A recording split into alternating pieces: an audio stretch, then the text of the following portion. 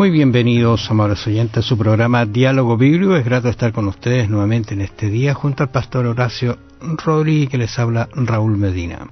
Les saludo cariñosamente, deseando que el Señor le bendiga.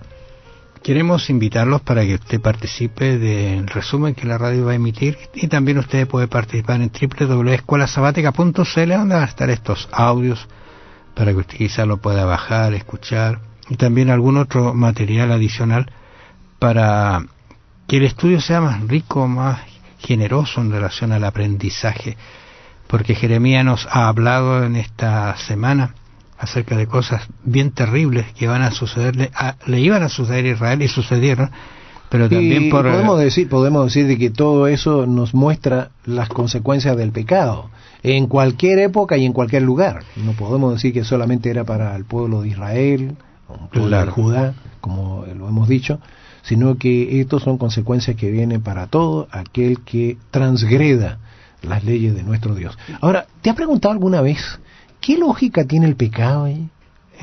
Quizás la lógica, más que la lógica, uno podría pensar que ¿será que el pecado tiene alguna explicación también que darnos a nosotros, o buscarle alguna explicación? Porque de improviso alguien dice, mira, si lo que les sucedió es algo normal, está dentro de los límites de lo que puede ocurrir, pero ¿será eso cierto? Y yo al mirar y leer lo que le está pasando a Jeremías y lo que le pasó al pueblo, pareciera que el pecado es un poquito más de lo que el concepto nosotros tenemos.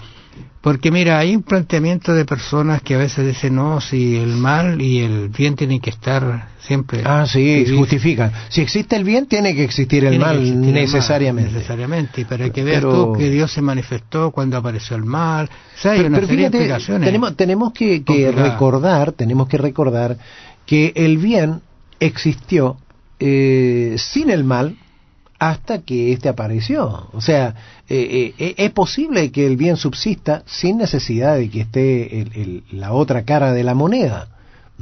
Entonces, tenemos que reconocer que el pecado no tiene explicación. Si nosotros tratamos de explicar el pecado, ya lo estamos justificando. El pecado no tiene explicación ni tiene justificación tampoco. Es un misterio, se le conoce como el misterio de la iniquidad. Entonces tenemos que tener presente esto. Ahora, fíjate, en cuanto a lógica, cuando nosotros tratamos de buscar la lógica, la verdad es que no la encontramos, porque ¿cómo es posible que seres inteligentes elijan algo que le va a traer consecuencias negativas? Por ejemplo, si tú cierras la puerta y se te olvida sacar la mano, te aprietas los dedos, pero después tú no vas a cerrar la puerta y vas a dejar la mano ahí. Sería ilógico pensar de que tú hicieras algo así, que te gustara apretarte los dedos.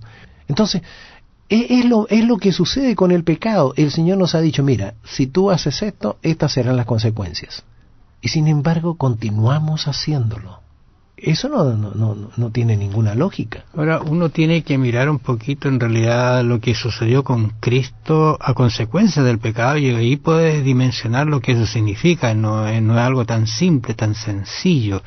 Entendemos de que Jesús, cuando hizo el mundo, tenía una solución para esta situación adversa que había, y la solución, yo creo que los mismos ángeles, no basta ni encontrarlos, sino uno puede decir, los ángeles tenían, o ellos pensaron que ellos podían también venir y salvar al mundo, pero no era tan limitado. Esto era mucho más grande, tenía que ser un Dios mismo hecho hombre al nivel nuestro y vencer, para mostrarnos que realmente, por un lado, el pecado es grande, y por otro lado, la solución también es mucho más grande, porque no solamente trastocó lo que es la tierra, lo que es nuestro mundo, sino que también trastocó el universo entero. Y esta ha sido una mancha o un paréntesis, como a veces yo le llamo un paréntesis, que se ha extendido para nosotros, pero para Dios no es mucho en el tiempo, en la eternidad, pero que se va a solucionar. Y eso es lo que está tratando Jeremías de exponernos aquí. Y cuando la persona encuentra que la solución está en Dios, entonces puede entenderse también lo que el salmista decía en el Salmo 1.3, dice que será como un árbol plantado junto a corrientes de agua, fíjate, que da su fruto a su tiempo y su hoja no cae, y todo lo que hace prosperará. ¿Te fijas? pero ¿cuál es la condición? Un árbol que es plantado junto a corrientes de agua, o sea, junto a la corriente de la vida de Dios, de Jesús, bajo el alero, bajo la dirección, cumpliendo sus mandamientos y solicitando al Señor que nos ayude a andar en sus caminos. Entonces va a suceder lo que dice el salmista, y todo lo que hace prosperará. ¿Qué pasó con Israel? Todo lo que hicieron fue para traer calamidad, para traer el desprestigio. Y yo digo, ¿cómo quedó Dios frente a las otras naciones cuando era un pueblo que era tan bien cuidado por Dios? Qué testimonio, ¿eh? Qué terrible lo que hace la consecuencia del pecado. Bueno, hay también quienes se preguntan, y tienen la solución para esto. La solución es muy sencilla. Dios debió haber eliminado a Satanás cuando éste se reveló en el cielo y no habría habido ningún problema. Claro, pareciera que la solución es muy sencilla, pero lo que sucede es que los ángeles del cielo también tienen libertad de amar a Dios y no son robots, no son autómatas.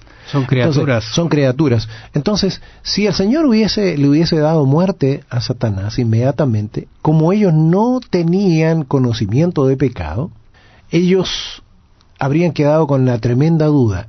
¿Y si Satanás tenía razón y por eso Dios le quitó la vida? Lo eliminó. Claro. Ahora, de ahora en adelante nosotros vamos a tener que obedecerle, porque si no le obedecemos, Él nos mata. Entonces sería una obediencia solamente por miedo, por temor, y Dios no quiere ese tipo de obediencia, no quiere ese tipo de manifestación de amor. Bueno, no es una manifestación de amor realmente. Él quiere que le obedezcamos por amor. Por eso Él tuvo que dejar que el pecado se desarrollara, de manera que nosotros viéramos las consecuencias de causa a efecto.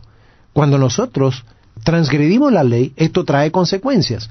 Además de eso, estas consecuencias no las pagamos solamente nosotros. Generalmente involucramos a las personas que más nos aman y a quienes más amamos. Entonces debemos tener presente esto. Hay quienes, por ejemplo, los animalistas, miran los animales y dicen, sufren. ¿Por qué sufren los animales? Sufren por el pecado nuestro, no por el pecado de ellos. Recordemos que el Señor dice que Él va a venir a destruir los que destruyen la tierra. El análisis que uno a veces hace de algunas enfermedades, situaciones catastróficas, la misma ciencia lo corrobora diciendo, bueno, nosotros empeoramos, por ejemplo, las enfermedades cutáneas, el cáncer a la piel, la abertura del ozono, la capa de ozono, la destrucción de la capa de ozono. Cuando uno la analiza, dice, mira, ¿por qué son esas cosas? Esas cosas son porque nosotros mismos hemos echado gases que están sacando lo que Dios puso para cubrirnos de los rayos ultravioleta, protegernos. Sí. Son necesarios, pero en la medida justa.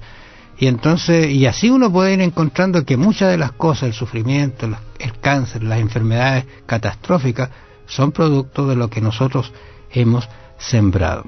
Amables oyentes, les agradecemos su atención. Vamos a esperarnos en el resumen. Que el Señor los bendiga. Será hasta el resumen. Que el Señor les bendiga.